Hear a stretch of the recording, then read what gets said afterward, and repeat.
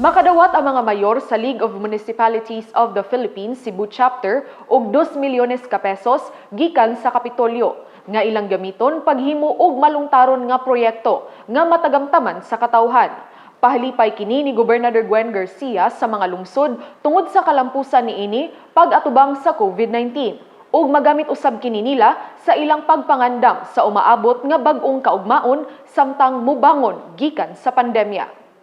2 milyones pesos alang sa ilang mga infrastructure projects sa ilang mga tagsa-tagsa ka mga local government units ang madawat sa 34 ka mga mayor nga mitambong sa General Assembly sa League of Municipalities of the Philippines niadtong adlawng Domingo, Oktubre 24. Pahalipay kini ni Gobernador Gwen Garcia ngadto sa mga mayor sa mga kalungsuran ug dakbayan tungod sa ilang paningkamot ug sa kalampusan sa pagpakigbatok sa COVID-19. Nagpasalamat si Garcia sa tanang mga mayor, ilabi na kay ila gayud gipatuman ang iyang mga kamanduan sa panahon sa pandemya.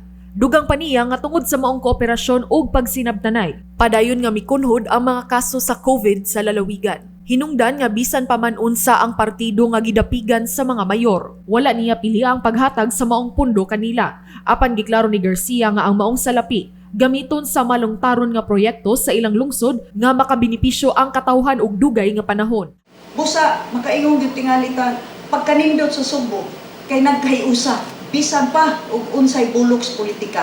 Nagkahiusa ta, kay naglisod ang katawhan, ug busa, misaka ta.